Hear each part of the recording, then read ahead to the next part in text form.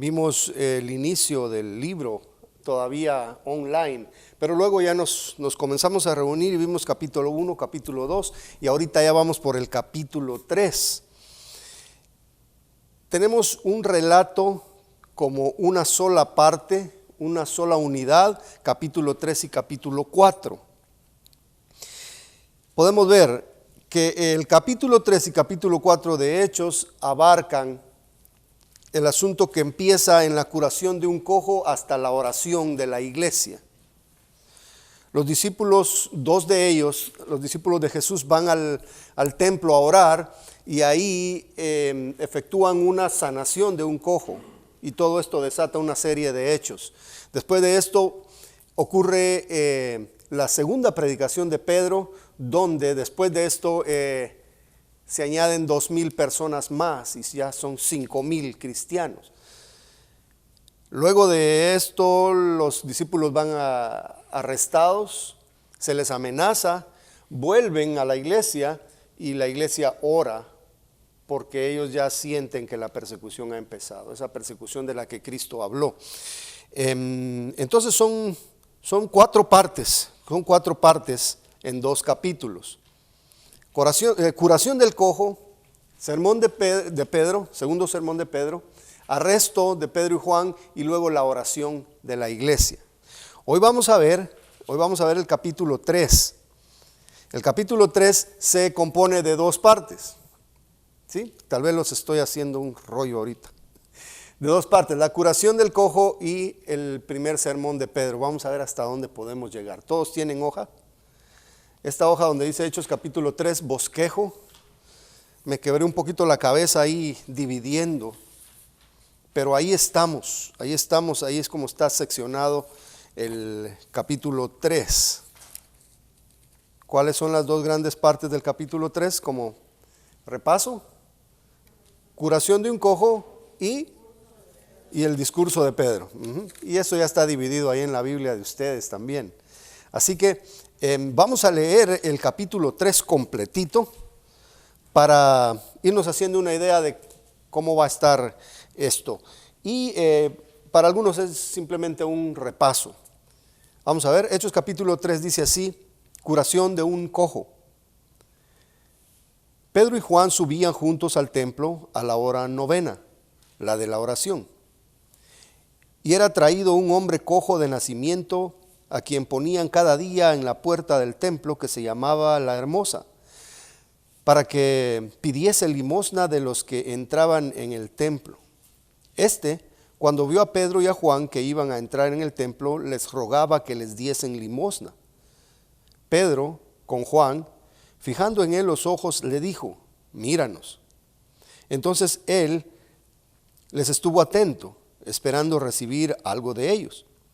Mas Pedro dijo: no tengo plata ni oro, pero lo que tengo te doy. En el nombre de Jesús de Nazaret, levántate y anda. Y tomándole por la mano derecha le levantó, y al momento se le afirmaron los pies y tobillos. Y saltando se puso en pie y anduvo, y entró con ellos en el templo, andando y saltando y alabando a Dios. Y todo el pueblo le vio andar y alabar a Dios.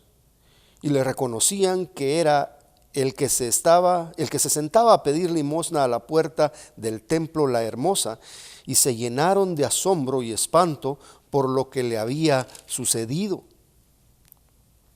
Y teniendo asidos a Pedro y a Juan, el cojo que había sido sanado, todo el pueblo atónito concurrió a ellos al pórtico que se llama de Salomón. Viendo esto, Pedro respondió al pueblo: varones israelitas, ¿por qué os maravilláis de esto? ¿O por qué ponéis los ojos en nosotros como si por nuestro poder o piedad hubiésemos hecho andar a éste?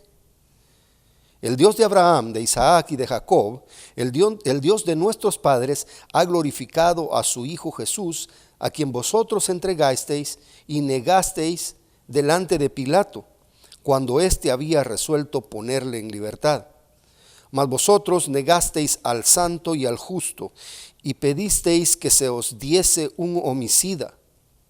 y matasteis al autor de la vida, a quien Dios ha resucitado de los muertos, de lo cual nosotros somos testigos.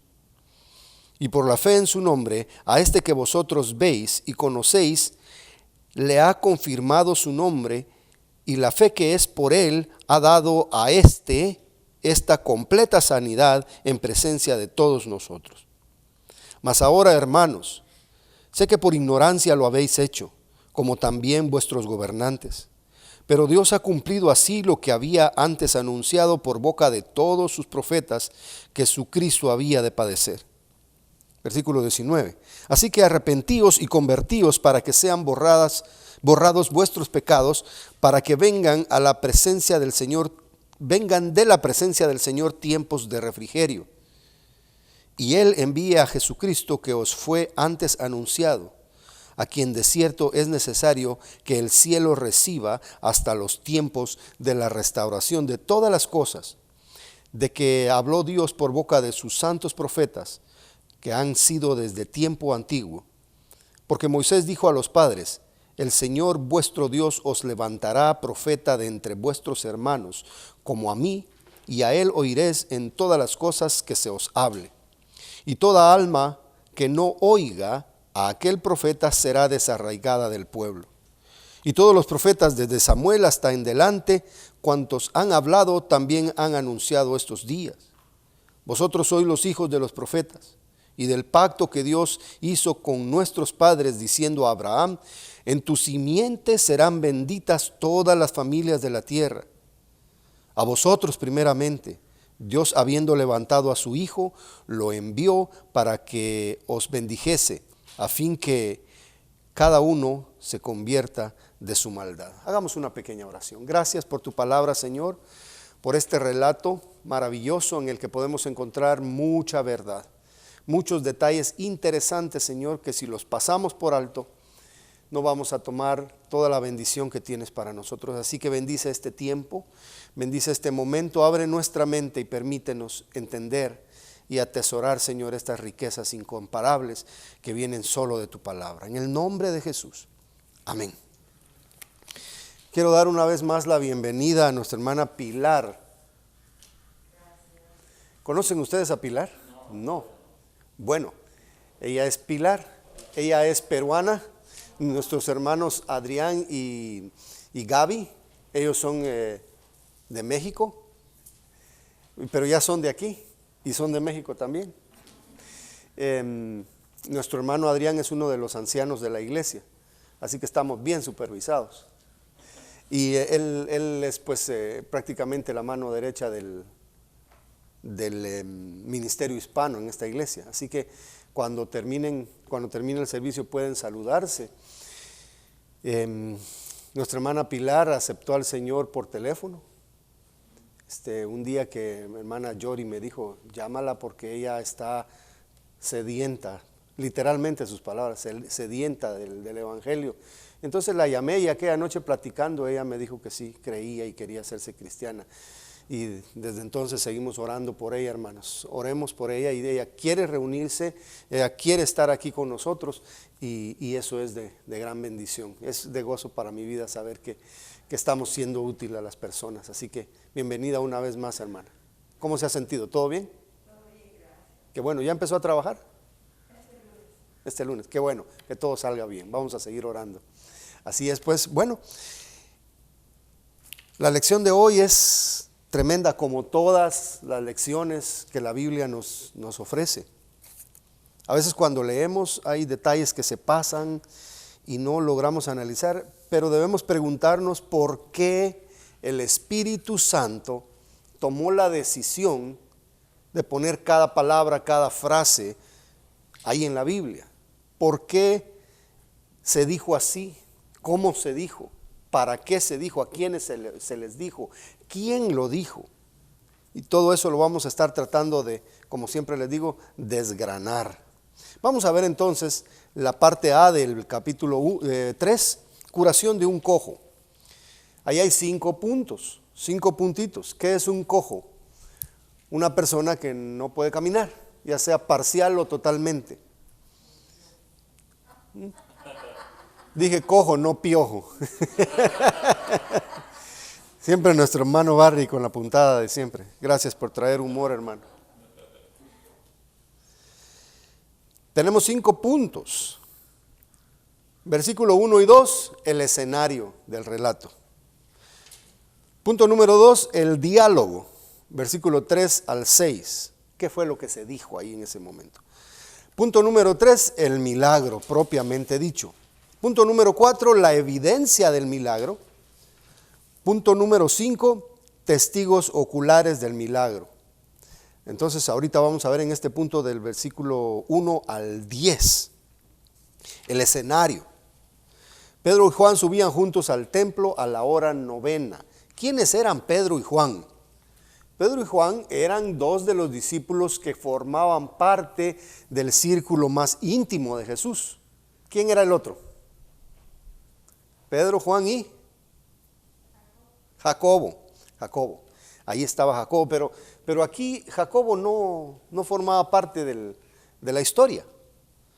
Pedro, el más impulsivo, el más atrevido, un hombre de carácter fuerte, un hombre que hablaba bien rápido, a veces quizás sin pensar mucho. Y nos habló de Pedro nuestro hermano Berry en el sermón del domingo. Y estaba Juan también, muy seguramente el discípulo más joven de todos. Dicen que es el que se recostaba en el pecho del Señor Jesús. Él mismo se describe en sus escritos, Juan se describe como el discípulo a quien Jesús amaba. Probablemente porque estaba jovenazo. Me imagino a Juan de la edad de mi hijo quizá, no sé, poco más joven. Porque por allá por el año 95 todavía él estaba escribiendo, ya era un anciano, pero era el último de los que sobrevivieron. Así que el último sobreviviente de los apóstoles. Ellos dos presenciaron una de las últimas apariciones de Jesús en el lago de Galilea, con todos los demás discípulos. Pero Pedro tenía una plática, un diálogo con Jesús, lo vimos el domingo pasado, tenía un diálogo con Jesús y Juan allá andaba detrás. Parece que Pedro ya había ejercido suficiente liderazgo sobre Juan, porque andaban juntos. Juan, por ser el menor, quizá Pedro le decía, vente, no te quedes solo, vente para acá, y lo andaba dirigiendo.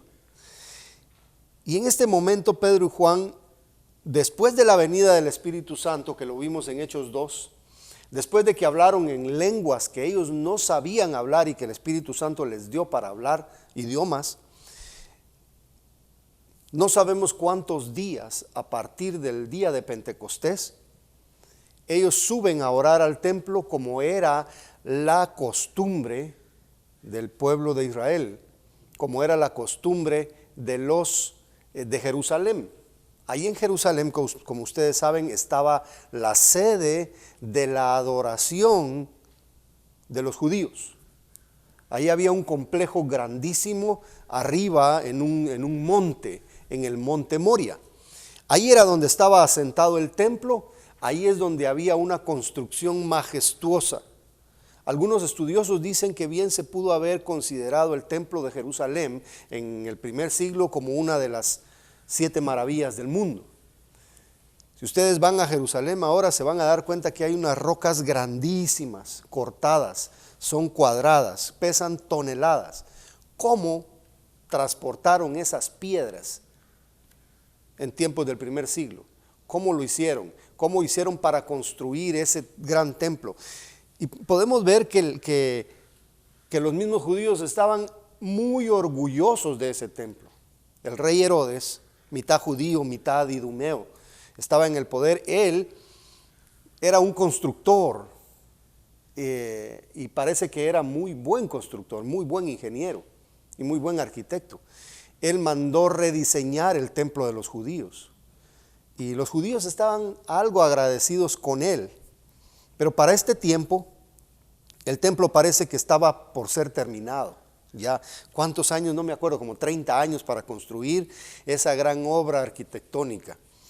Dice que cuando las personas iban llegando a Jerusalén por el lado de lo que hoy se llama Betfagé, o sea, el nombre de nuestra iglesia, Betania, Bitinia.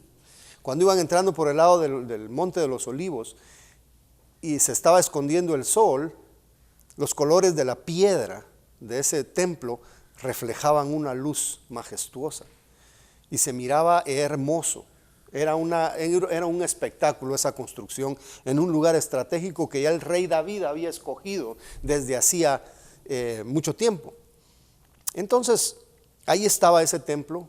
Los judíos buscaban la presencia de Dios ahí en ese complejo, y se nos menciona que subieron a la hora novena. A la hora novena. ¿Cuál era la hora novena? ¿Las 9 de la mañana? No. Los judíos no usaban el mismo horario de nosotros. La hora primera para ellos era las 6 de la mañana, cuando amanecía. Hora primera. Entonces, ¿cuál era la hora novena para ellos? Si la hora primera es las 6 de la mañana.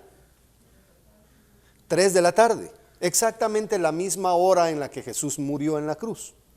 Entonces eran las 3 de la tarde, eran hora de sacrificios, era hora de oración. Y cuando ellos deciden ir a orar, como siempre lo hacían en obediencia a Dios, todo el que vivía en Jerusalén subía y se unía a la oración ahí. Y se quedaban escuchando algún sermón, alguna lección de algún rabino, ahí entre las columnas y las paredes y los rincones del complejo del templo.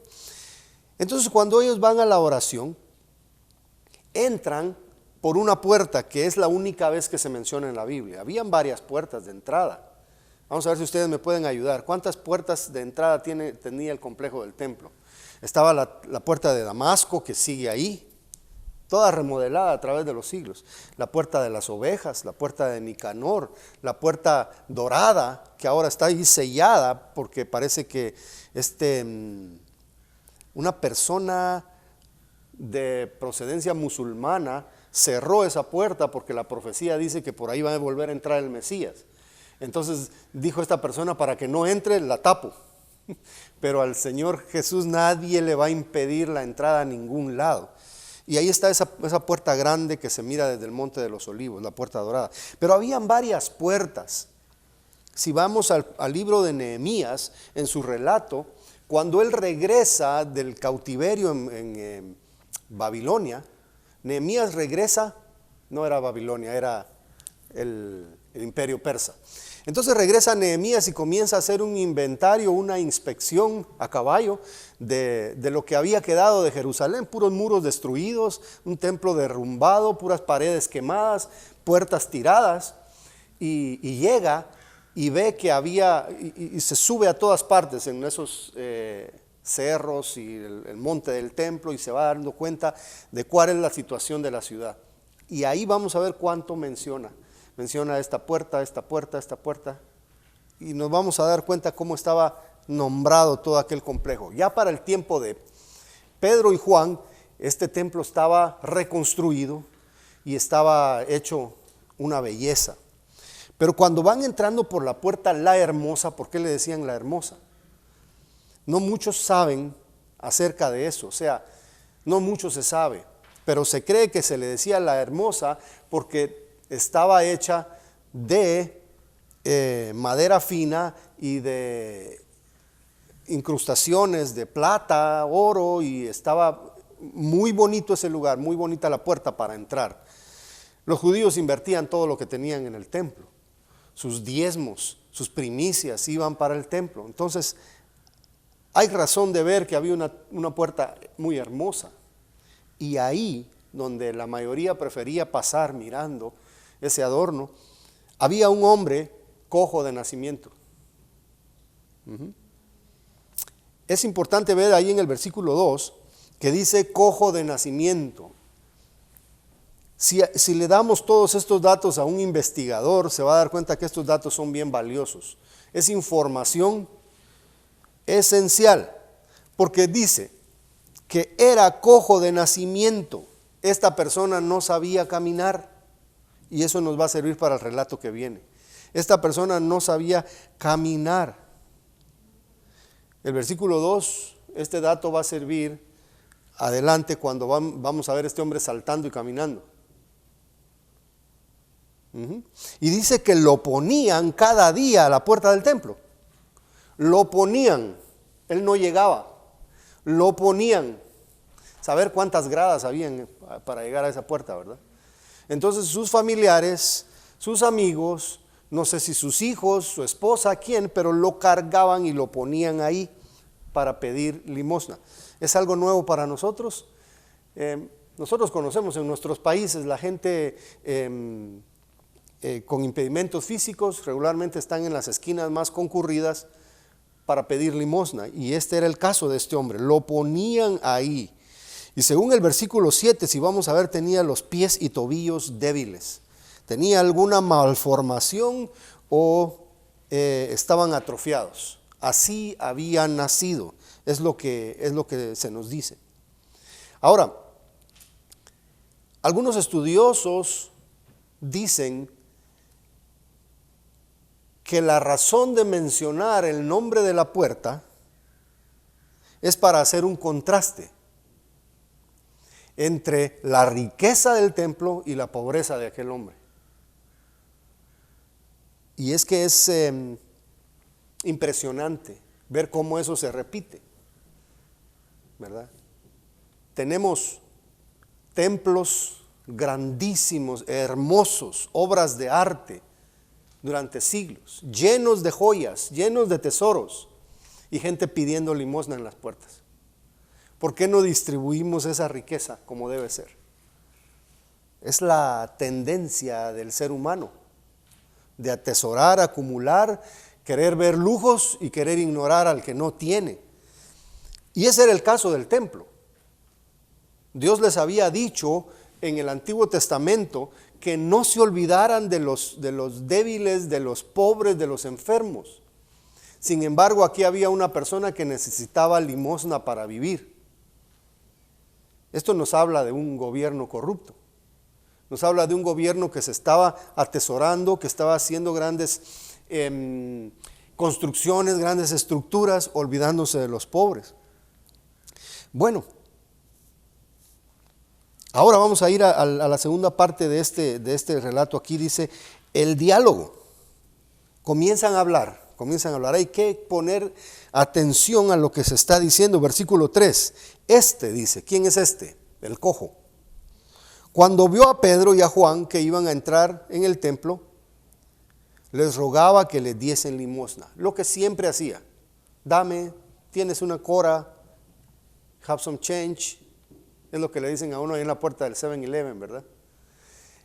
Este hombre tenía ya probablemente sus frases escogidas para poder pedir. Y Pedro y Juan iban como parte de la multitud a la oración. Y entonces este hombre les pide limosna.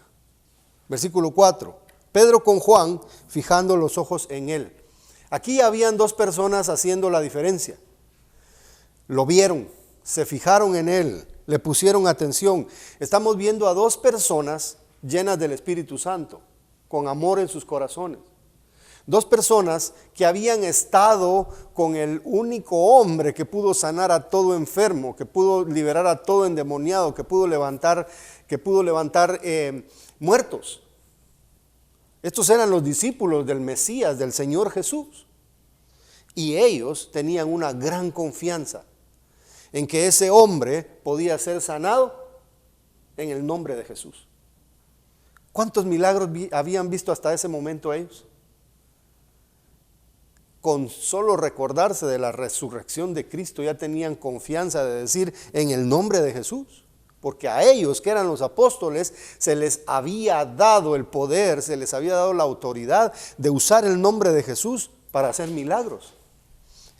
Y este capítulo es interesante porque registra el primer milagro que ellos hacen. En el capítulo 2 es un milagro que a ellos les ocurrió sin siquiera estar muy enterados de todos los detalles. Pero ahora ellos iban a realizar esto.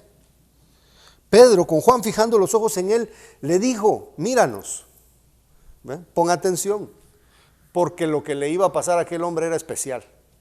No le iba a dar dinero y le aclaró: no tengo oro, no tengo plata. Pues si nos recordamos un poco de los estudios sociales que tuvimos en la escuela, habían antes monedas de oro, monedas de plata, y esas eran las que servían para pagar según lo que uno quería adquirir. Y en ese momento el hombre estaba esperando valores. Muy bien, entonces Pedro le pide: ponga atención, porque Pedro quería que aquel hombre entendiera y que escuchara bien las palabras que iban a salir de su boca. Aquí es el hombre lleno del Espíritu Santo pidiendo que se ponga atención. No tengo plata, no tengo oro, pero te voy a dar lo que tengo. ¡Qué fe la de Pedro! ¡Qué fe la de Pedro! Él sabía que tenía algo. Él sabía que Jesús le había dado algo especial y tenía el don de milagros.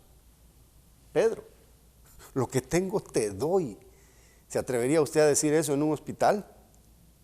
No les traigo dinero, pero en el nombre de Jesús sean sanos, sabiendo que se van a curar.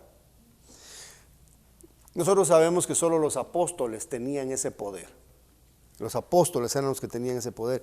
Y Pedro acá con esa gran confianza, en el nombre de Jesucristo de Nazaret, levántate y anda. No son palabras mágicas. No es que la palabra nombre de Jesucristo tenga poder, sino que el que tiene poder es Cristo, quien ya se había hecho un nombre en la ciudad de Jerusalén y en todo Israel. ¿Ya? De parte de Él. Y fíjense bien que dice Jesucristo. Para un judío, usted dice Jesucristo, un judío inconverso, y no le gusta la palabra Jesucristo. O diga Cristo o diga Jesús, pero no los junte, porque para ellos Jesús no es el Cristo. Pero aquí Pedro comienza a decir Jesús el Cristo. Jesús el Cristo, lo junta. En el nombre de Jesús, ¿quién es el Cristo? Yo me imagino que aquel cojo dijo: ¿quién es el Cristo? Jesús. ¿Qué Jesús? De Nazaret. Y así empezaron los apellidos, ¿verdad? Según lugares, según cosas que caracterizaban a la persona. Pero Jesús de Nazaret, con nombre y apellido, que es, por cierto, el Cristo. Y la gente que los oyó probablemente comenzaron a murmurar: y ¿cómo es eso que ya le está diciendo Cristo a alguien? Y de Nazaret, y de aquí esa aldea donde solo pobres hay, puede salir algo bueno de ahí, dijeron. Pero levántate y anda. Pedro le da algo que ningún rico le podía dar a ese hombre. Podían botar la puerta y venderla y darle el dinero a él, pero ese dinero se iba a terminar. Lo que Pedro le está dando a ese hombre ahí es algo que solo Dios puede dar. Nosotros podemos aplicarnos a nuestra vida esto, que solo Cristo puede cambiar por completo la vida de una persona. Solo Cristo. ¿Cuántas personas andan buscando una satisfacción inherente, innata en toda la gente? ¿Ya? Quieren algo, tienen necesidad de algo, quieren estar siempre felices, pero se dan cuenta que lo consiguen y les da una felicidad, pero es limitada, es pasajera. Yo puedo, digamos que yo quisiera ser actor de cine. Voy, saco mi carrera, hago el casting, consigo un papel en la mejor película más vendida del año y me dieron un Oscar, logré la fama. Y mucho dinero y muchos contratos. Pero ¿qué ha pasado con muchos artistas de cine que se han suicidado? Que se casan, se divorcian, se demandan, van a la corte, andan con escándalos, no tienen felicidad. No encuentran lo que andan buscando, porque lo que andan buscando, y no lo saben, y muchos de ellos nunca se van a enterar si no se lo decimos, solamente está en Cristo Jesús. en el perdón de pecados. Cuando Cristo Jesús viene y perdona a una persona, le da paz, una paz inexplicable, y ahí lo logró todo. El día que usted vino a Cristo y recibió perdón de pecados, ese día usted dejó de andar buscando lo que no existe en el mundo. Usted sintió esa paz que tal vez ya ni lo ha notado porque ya se acostumbró a vivir con eso. Pero hay que recordarse y hay que observar un poco al mundo, cómo viven, para darnos cuenta de que ellos viven con una ansiedad permanente. Ellos viven con un vacío existencial. Ellos viven sin una razón para vivir. Algunos piensan que ya la encontraron, pero a la vuelta de la esquina se dan cuenta que no era eso. Está bien un poco de dinero, está bien este auto lujoso, está bien un viaje a donde mejor he querido, está bien casarme con aquella persona que siempre he soñado. Pero a la vuelta de la esquina se dan cuenta que la necesidad sigue existiendo ahí.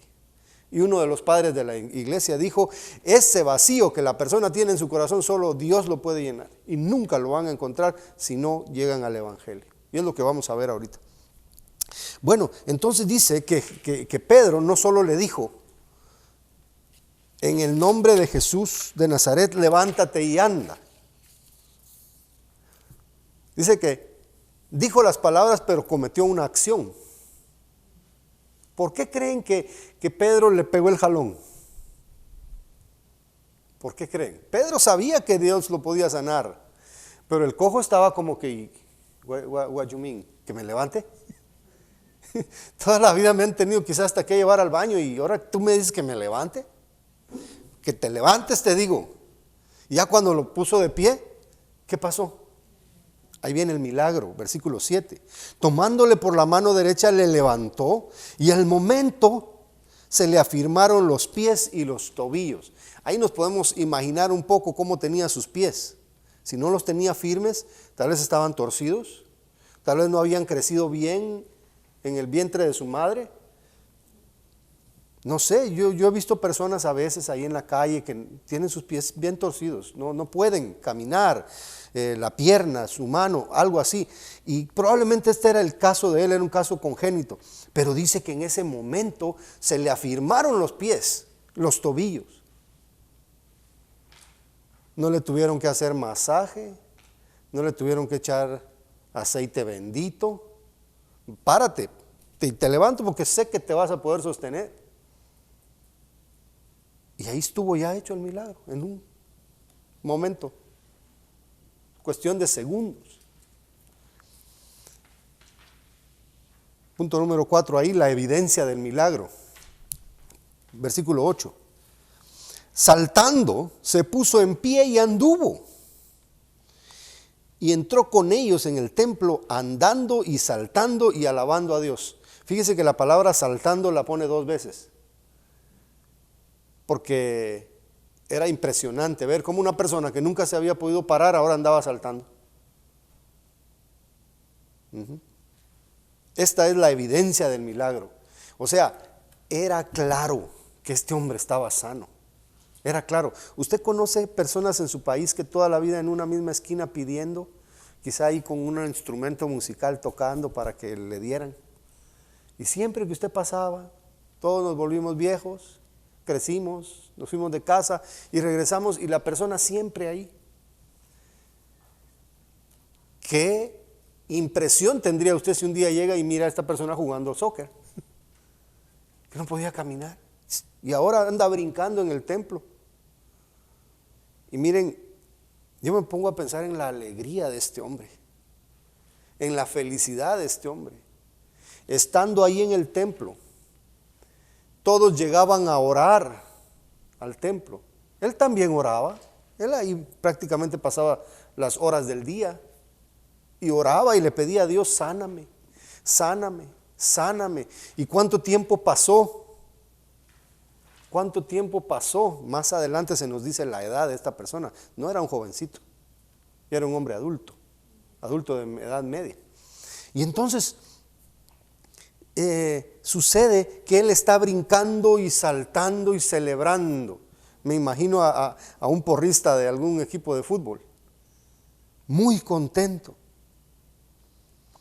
Pero esto que estaba sucediendo a los ojos de la gente no era simplemente un show, no era simplemente una forma de hacer famoso a Pedro. Esto era una forma de mostrar que la profecía que Dios había mandado a sus profetas 500, 600 años antes, se estaba empezando a cumplir ahí, o se seguía cumpliendo aún después de la partida de Jesús. Isaías 35:6, ¿alguien me lo puede leer? Isaías 35:6.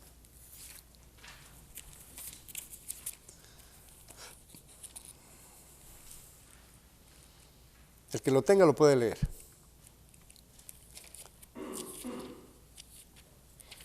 Entonces el cojo saltará como un ciervo y cantará la lengua del mundo, porque aguas serán cavadas en el desierto y torrentes en la soledad. Ajá. Isaías vivió más de 400, 500 años antes de Jesús.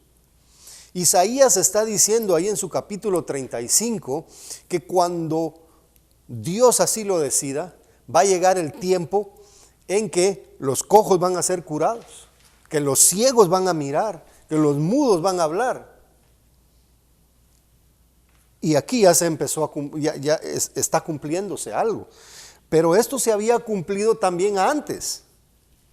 Allá en Mateo 11:1 y 6. Vamos a Mateo 11:1 y 6. En tiempos de quizá un año antes de lo que estamos estudiando hoy. ¿Lo tienen?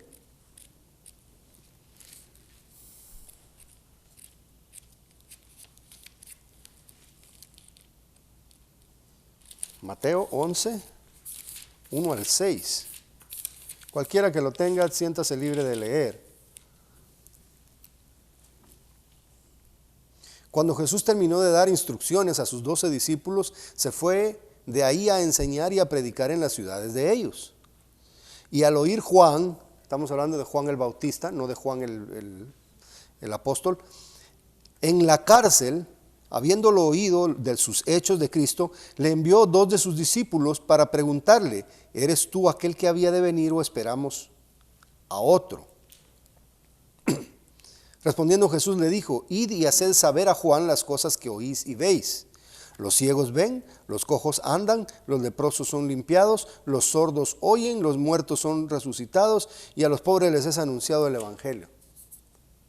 O sea que Juan, por alguna razón, algún día quizá en privado les dé yo mi opinión acerca de esa razón, por qué Juan, habiéndolo ya bautizado, por qué Juan, habiendo dicho este es el Cordero de Dios, por qué ahora está preguntando: Señor, ¿eres tú o viene alguien más? Y Jesús les responde con hechos, con hechos. Miren lo que está sucediendo. Miren lo que está sucediendo. Gente que está enferma está siendo sanada. Entonces, ¿a qué conclusión llegas tú? Los judíos conocían la profecía. Y esto que Jesús le está mandando a decir a Juan en la cárcel es: Juan, recuérdate de lo que dice Isaías. Y si está ocurriendo conmigo lo que Isaías dice, quiere decir que soy yo. Bienaventurado si no hayas tropiezo en mí. Y entonces, acá, los apóstoles en el templo, habiendo orado y curado a aquel cojo, están dándole continuidad al cumplimiento de esta profecía. Mucha gente se dio cuenta que Jesús sanó cojos, sanó ciegos, hizo todo lo que hizo. Y ahora gente se estaba dando cuenta que los discípulos seguían haciéndolo. Queriendo decir Dios con esto entonces, que las profecías en cuanto al Mesías se estaban cumpliendo en Jesús y se seguían cumpliendo a través de su predicación. Va a llegar un momento en que esta profecía de Isaías 35:6 va a ser cumplida por completo, porque ahí habla de otras cosas que todavía no se han cumplido. Pero esto de que el reino de Dios vino y ya su Mesías ya se manifestó, eso ya era un hecho. Y para demostrar que eso había ocurrido, entonces los apóstoles eran capaces de efectuar estos milagros. ¿Se acuerdan cuando nos estábamos reuniendo por primera vez después del aislamiento? De que las profecías están ahí Es un bloque, un texto. Pero a veces una profecía de una línea ya se cumplió, pero la siguiente no se ha cumplido, aunque parezca que está junto. Igual es lo que está aquí en Isaías 35:6. Pero esto era una evidencia de que los apóstoles estaban predicando la verdad. Y estaba sucediendo a los ojos de muchísima gente en el templo. Imagínense todo este monte en el que estamos nosotros lleno de gente viniendo a orar, pero lleno allá. El parking hasta donde termina. Pero el complejo del templo es más grande que esto. Es el monte Moria, así para arriba, ¿verdad? Si van los montes van para arriba, ¿verdad? Y si se paran para arriba van para abajo. Pero ellos aplanaron una parte, la hicieron plana para que pudiera quedar bien ahí toda la construcción. Y en esa explanada es que había muchísima gente ahí dentro de las columnas, dentro de los pórticos, detrás de las puertas, mucha gente. Y este hombre andaba haciendo un escándalo con su alegría, brincando, jugando ahí. Y yo no sé qué tanto hablaba y decía y gritaba, alabando a Dios. Y toda la gente se dio cuenta. Miren, Dios ahí le está diciendo a la gente, un cojo saltando. ¿Qué te trae a la mente eso? Un cojo saltando. Y ustedes lo conocieron. Se está cumpliendo Isaías. Se está cumpliendo Isaías, así es. ¿Qué hace usted si un día va a una tienda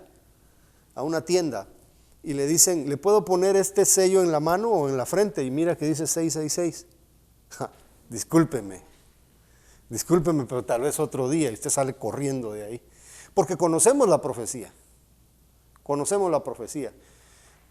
No quiere decir que así se vaya a dar, pero de alguna manera ese número va a ser evidente. Igualmente, los judíos deberían haber identificado este suceso como algo profético.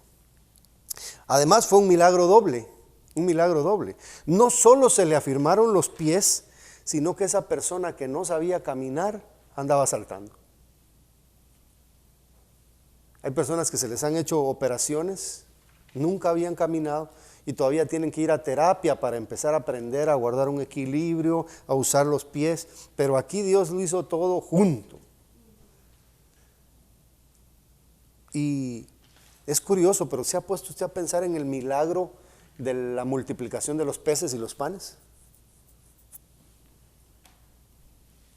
¿Cómo Jesús hizo eso? ¿Qué fue lo que ellos comieron? Pescado. ¿Pero se lo comieron crudo? Jesús hizo el pescado y lo hizo frito. Es un milagro sorprendente. O sea, ahí está.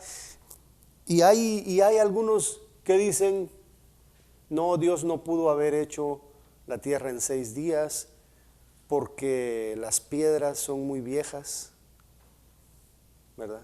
Las piedras son muy viejas y el carbono 14 dice que de esto data de millones de años. Pero yo le voy a decir una cosa, a Dios ¿qué le importa el carbono 14? Cuando Él quiere hacer algo lo hace. Y lo hace en 6 días o lo hace en 1 segundo, ¿verdad? Cuando Dios hizo a Adán no lo hizo como un bebé para que creciera conforme el tiempo, lo hizo un ser adulto, capaz de tener una mujer al otro día, ¿sí o no? Y aquí el milagro está bien evidente. No solo le dio unos pies sanos, sino que capaz de ya de saltar y de brincar. Esto era para que se den cuenta. Esto no es un show, esto no es una mentira, estos no son charlatanes mostrando milagros falsos, como ahora se ve. Hay cuánta gente diciendo que en el nombre de Jesús hacen milagros y no los hacen. Un señor que dice, yo voy a convertir el agua en vino, agarra una botellita de agua, la tapa con un pañuelo, la mueve y ya tiene vino. No, pues no le costó nada echarle un poquito de concentrado rojo a la tapaderita y eso destiñó y lo convirtió en rojo. O sea, son cosas que allá en el mercado de mi país miraba yo, esos trucos de magia. Esas cosas la gente aplaudía y le tiraba su dinero al mago este. Y ahora lo andan haciendo en las iglesias y ¿saben qué es lo peor? La gente dice amén, ¿verdad? Pero Pedro y Juan querían demostrar o quedaron evidenciados de profetas reales, de apóstoles reales, respaldados por el Espíritu Santo. Para eso sirvió el milagro, para que la gente comenzara a ver hacia estos dos apóstoles. Punto número 5, testigos oculares del milagro. Ahí en el versículo 9 es claro, Lucas presentando testigos a Teófilo, porque este libro es de un hombre llamado Lucas, escribiéndole a un funcionario llamado Teófilo, para que confiara en que no era un invento, sino que era una realidad. Todo el pueblo le vio andar y alabar a Dios. Cuando usted va a la corte y usted dice, señor juez, algo pasó, ¿tiene pruebas? No, tengo como 800 testigos oculares, todos con su iPhone filmando. ¿Quiere más? Oh, ahí está, irrefutable. Y por eso me gusta ver a mí, detenerme en cada frase, ¿verdad? Porque si lo que quiere Lucas es instruir a un nuevo cristiano de lo que es Cristo, si ustedes van de regreso al versículo 1 de Hechos, se van a dar cuenta que es el trabajo de Lucas, crear un documento para instruir a alguien que era nuevo en la fe o que estaba por creer, y le está mandando pruebas por montones de que lo que Jesús dijo y empezó a hacer y que sus discípulos siguieron haciendo es verdadero. Y Lucas dice, después de haber investigado diligentemente, Lucas está presentando un documento con pruebas fehacientes, irrefutables. Bueno, versículo 10. Le reconocían que era el que se sentaba a pedir limosna. Ellos mismos sabían, este no nos trajo uno que no era. Es el mismo, yo lo conozco. El que se sentaba al templo, la puerta de la Hermosa, y se llenaron de asombro. Miren el resultado, la reacción de estos testigos oculares. Se llenaron de espanto por lo que había sucedido. Lo que nos hubiera pasado a nosotros, cualquier momento, de ver un milagro de estos.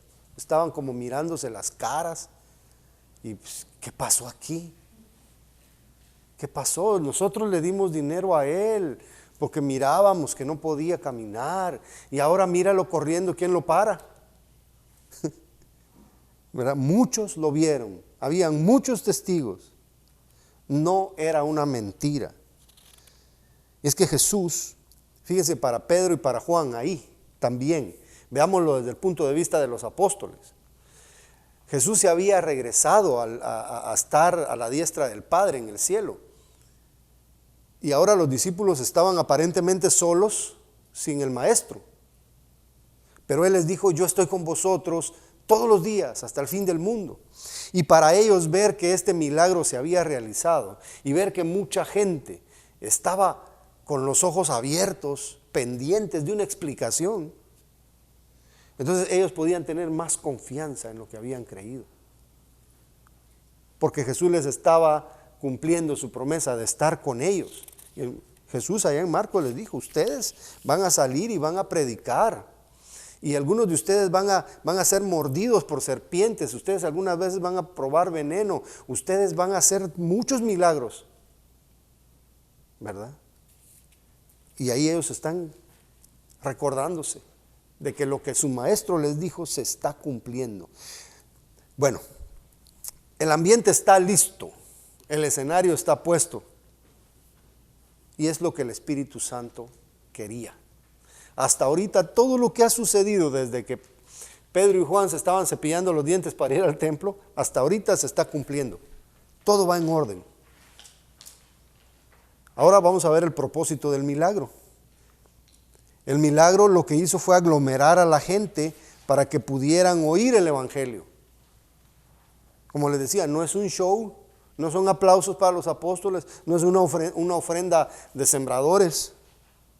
El milagro autentica a los apóstoles como siervo de Dios y prepara al público para escuchar el Evangelio. Versículo 11, teniendo asidos, o sea, él estaba agarrado de Pedro y Juan. Yo me imagino que los estaba abrazando, les estaba agradeciendo. El cojo se había que había sido sanado, todo el pueblo estaba atónito, dice, concurrió a ellos al pórtico que se llama de Salomón. Yo no sé qué espacio había entre la puerta hermosa y el pórtico de Salomón, pero la puerta era una entrada, y el pórtico era como un portal. Yo tuve que investigar eso porque para mí un pórtico era una puerta chiquita, pero no, es una serie de puertas, ¿ya? Muchas columnas. Y ahí es donde se reunían los rabinos a enseñarle al pueblo.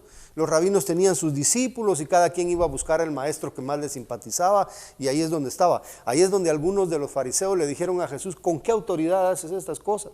Porque Jesús andaba enseñando ahí también, y se le juntaba tanta gente que a estos rabinos les daba envidia, que se están yendo con Jesús, ¿verdad? Pero porque Jesús enseñaba como quien tiene autoridad.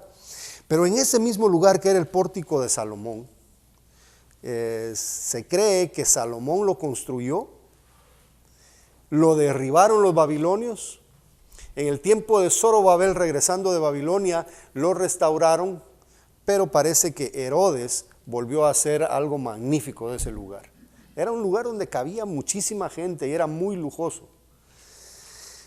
Y bueno, el cojo ya había llegado corriendo hasta el pórtico de Salomón dentro del complejo del templo, y estando ahí, probablemente donde Jesús ya había predicado, donde Jesús había lanzado sus mensajes, ahí estaban sus discípulos ahora a punto de lanzar uno de los mensajes más poderosos, ahí en Jerusalén.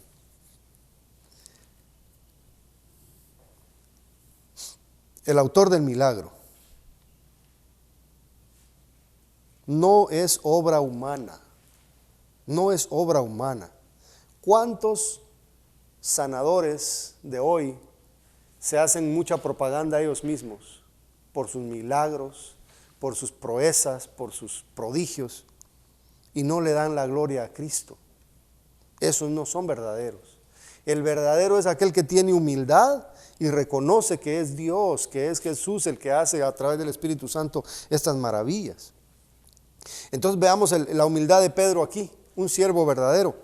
Viendo esto, Pedro respondió al pueblo: varones israelitas. Fíjense que su público eran puros israelitas. En ese tiempo el evangelio no había sido predicado todavía a los gentiles, o sea, no israelitas. ¿Por qué os maravilláis de esto? ¿O por qué os ponéis los ojos en nosotros, como si por nuestro poder o piedad hubiésemos hecho andar a este? Parece que ya los estaban alabando a ellos, ya los estaban poniendo en alta estima, porque wow, miren lo que hicieron. No es en nuestras fuerzas, no somos nosotros. Fíjense que Pedro y Juan no anunciaron y no tiraron flyers de que iba a haber campaña de sanación. Ellos no usaron las redes sociales, ellos llegaron, hicieron el milagro de parte de Jesús, y en ese momento el Espíritu Santo está, digamos, improvisando algo a su modo, improvisando a la mente de los que están ahí, pero ya era un plan que estaba hecho mucho tiempo atrás, quién sabe cuánto. Ya el Espíritu Santo sabía que a esa hora, ese día, en ese momento, en ese lugar, con esas personas iba a suceder esto. Y ahí es donde Pedro les dice: no somos nosotros, no se nos queden viendo a nosotros. Lo que Pedro, dirigido por el Espíritu Santo, está haciendo ahí es comenzar a dirigir la vista de la gente hacia Jesús. Es el trabajo de todo predicador, dirigir a los que están ahí hacia Jesús, no hacia mí, no hacia el músico, no hacia el edificio, no hacia la puerta de la hermosa, no hacia la organización, hacia Cristo Jesús. No somos nosotros. Vamos ahí. El Dios que ustedes creen, el Dios en el que ustedes creen. Y fíjense la forma en que dice, en el versículo 13: el Dios de Abraham, que fue el primer hebreo, el Dios de Isaac, o sea, hijo de Abraham, el Dios de Jacob, el Dios de nuestros padres, ha glorificado a su Hijo Jesús. Esta es una verdad chocante para los judíos, ahora y en aquel tiempo también.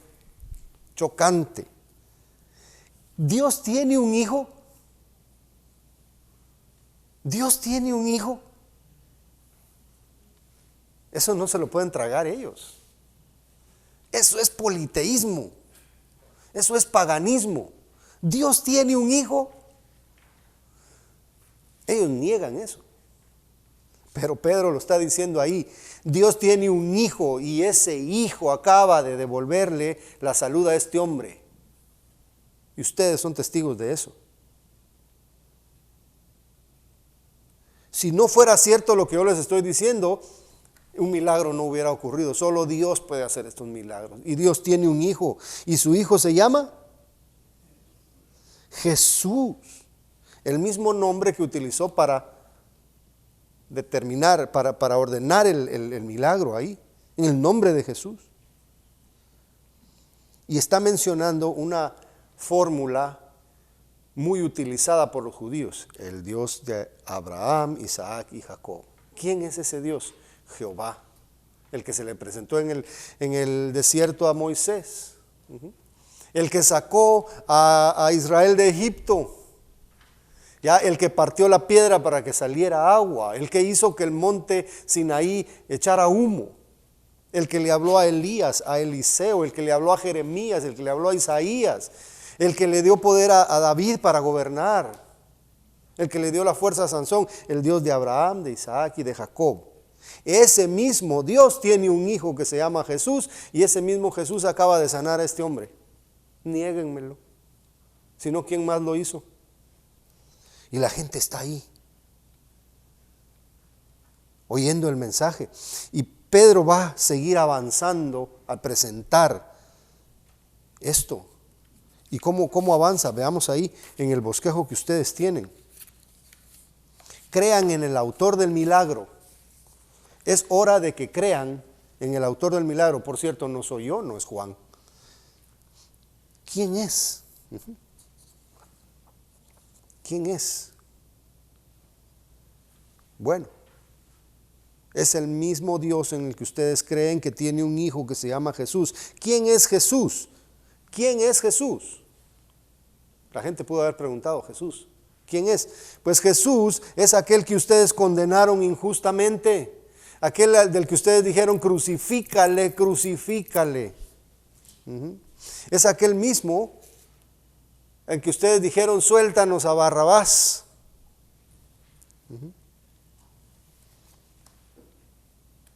Aquí dice, quien vosotros entregasteis y negasteis delante de Pilato cuando éste había resuelto ponerle en libertad. Ustedes condenaron a Jesús, que era inocente. El mismo pagano romano que adoraba a Júpiter dijo, no encuentro ninguna falla en este hombre, nada digno de muerte. ¿Y qué dijo el pueblo? Crucifícale, crucifícale, crucifícale. Ustedes lo negaron, ustedes lo condenaron. Mas vosotros negaste al santo, al justo, y pedisteis que se os diese un homicida. Barrabás era un homicida, era un asesino. Y vosotros, ustedes mataron al autor de la vida. ¿Quién es el autor de la vida? El que creó todas las cosas. Después Juan va a decir en su evangelio, el verbo estaba con Dios y el verbo era Dios y por él fueron hechas todas las cosas. También Pablo lo va a decir en Colosenses, que él es el que sostiene todo lo que existe, y lo van a seguir diciendo todos los apóstoles durante sus predicaciones. El autor de la vida, a quien Dios ha resucitado de los muertos, de lo cual nosotros somos testigos. ¿Nosotros cuántos? Ya habían sido 120, ¿no? Y después de eso habían creído 3,000 más. Y ahora estaban por creer otro montón. Si ustedes se dan cuenta, en esa parte del punto, la letra C, el hombre a quien ustedes mataron, ahí está el evangelio. Ahí está el evangelio. Dice que era santo y justo. Ahí nos habla de la vida perfecta de Jesús. Él es un hombre perfecto y solamente hay uno que es bueno y perfecto. ¿Quién es? Dios, ¿verdad? Y si Jesús es santo y puro, es que Él es Dios también. Bueno, entonces la vida santa de Jesús, su ministerio santo y digno. Y luego está la entrega injusta de Él a la muerte, ahí está el sufrimiento. Y luego está la glorificación, está la resurrección y la glorificación. Son elementos importantes del Evangelio. Ya después lo que es el problema del pecado se los va a decir. Ustedes están en pecado. ¿Es pecado matar al Hijo de Dios? Es lo peor que ustedes pudieron hacer. Y si alguien ahí va a recordar Isaías 53, mas no le dimos atractivo alguno. Él molido fue por nuestras rebeliones, por sus llagas fuimos todos curados. Nosotros le tomamos por abatido de Dios, todo lo que leímos ya hace 2 semanas. Estos hombres que estaban escuchando a Pedro acá eran culpables de la muerte de Cristo y también los dirigentes que ya van a aparecer en escena. Después de haberles presentado el Evangelio, en otras palabras, ahí la letra D nos dice, creo que no tienen ustedes letra D, ¿sí? Un milagro por la fe en Jesús. Les va a recalcar, dice, por la fe en su nombre, en el nombre de Jesús. A este, el cojo, que vosotros veis y conocéis, le ha confirmado su nombre. O sea que este hombre que había estado con problemas físicos durante toda su vida, ahora para él era seguro de que Jesús era alguien especial, porque le había hecho un milagro. O sea, a eso se refiere con confirmar su nombre. Ahora él estaba seguro de que Jesús era el Cristo. Y que la fe que es por él, la fe que es por Jesús, ha completado esta sanidad. Entonces, ¿para qué sirvió la sanidad? Para demostrar de que lo que nosotros estamos predicando es cierto. Escuchen y crean. Ahí la letra E nos dice, arrepiéntanse para ser perdonados. Mas ahora, hermanos, les dice hermanos porque son de la misma raza. Sé que por ignorancia lo habéis hecho, como también vuestros gobernantes. Por ignorancia. Y es que una persona continúa en ignorancia hasta que el Espíritu Santo tiene misericordia de esa persona. Pero la ignorancia no es excusa delante de Dios. No es excusa. En uno de los profetas del Antiguo Testamento dice, mi pueblo perece por falta de conocimiento, porque le faltó conocimiento. O sea que el hecho de que uno ignore no quiere decir que no va a perecer, ¿verdad? Y es que el problema es que mucha gente tiene el conocimiento aquí, pero a propósito lo rechaza. Ahí está todo, hermanos. Mire, estamos apenas pescando por encima un capítulo. ¿Cuánto llevamos ya? 1 hora. ¿Cuánto conocimiento no hay en todo lo demás? Y la gente no quiere conocimiento, la gente rechaza. ¿Por qué? Porque la gente ama las tinieblas, la gente ama la oscuridad, porque en la oscuridad no se puede notar mucho lo que están haciendo. Y es el pecado que todos traemos. Entonces aquí dice, por ignorancia lo habéis hecho, como también vuestros gobernantes. Pero Dios ha cumplido así lo que había antes anunciado por boca de todos sus profetas, que su Cristo había de padecer. Había algo y hay algo todavía que a los judíos les cuesta entender, que a su Mesías lo mataron, y que a su Mesías lo mataron ellos. Pero aquí lo que Pedro está haciendo es citándoles el Antiguo Testamento. Aquí en nuestra misma Biblia, en nuestro mismo Tanakh, aquí dice que nosotros mismos lo íbamos a rechazar y que Él iba a ser varón de los dolores por nuestra culpa. Véanlo, esa es la profecía. Si usted quiere autenticar al Mesías, compárenlo con la profecía. Si se cumple, entonces Jesús es el Mesías. Los estudiosos dicen que 1 en 1 millón de probabilidades de que alguien cumpla las profecías del Antiguo Testamento. Solo Jesús ha podido, solo Jesús. Y nadie más lo puede cumplir, porque según las profecías de Daniel, las 70 semanas de Daniel, el Mesías tenía que venir en cierta fecha, y esa fecha ya pasó.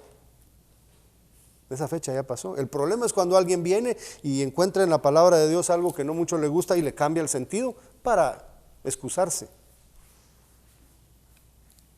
Dice, así que arrepentíos y convertíos para que sean borrados todos vuestros pecados, incluyendo este asesinato contra nuestro Mesías.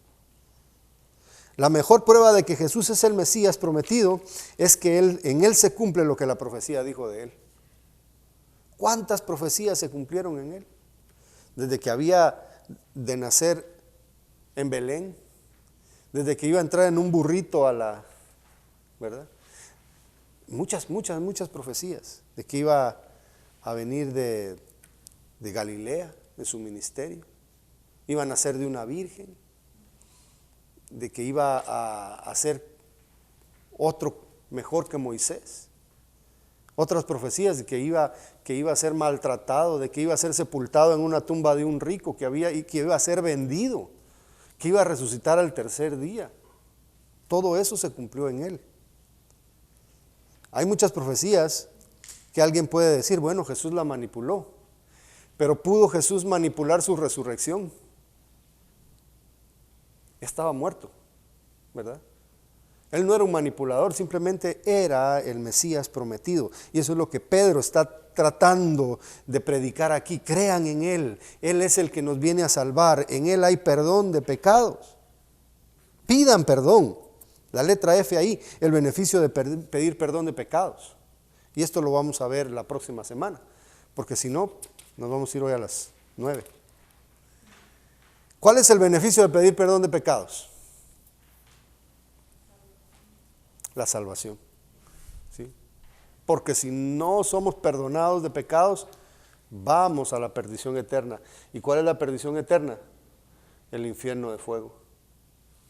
Fíjense de dónde nos ha rescatado Jesús. Colgado Él de una cruz, sangrado, lastimado, humillado, solo. Él pagó por nuestros pecados. Lo único que nosotros tenemos que hacer es reconocer que somos pecadores, pedir perdón y vamos a recibir la salvación. Pero si lo hacemos de corazón, si solo lo hacemos porque me obligaron, me manipularon, me obligaron a decirlo, eso no vale. Vale cuando realmente la persona se ha dado cuenta de lo perdido que está, necesita perdón y fue a los pies de Cristo y le pidió perdón. Jesús dice, el que viene a mí, yo no le echo fuera. Y te perdona, y te limpia, y te sana, y te salva, y te protege, y te hace perseverar hasta el final. Porque dijo, no te dejaré ni te desampararé.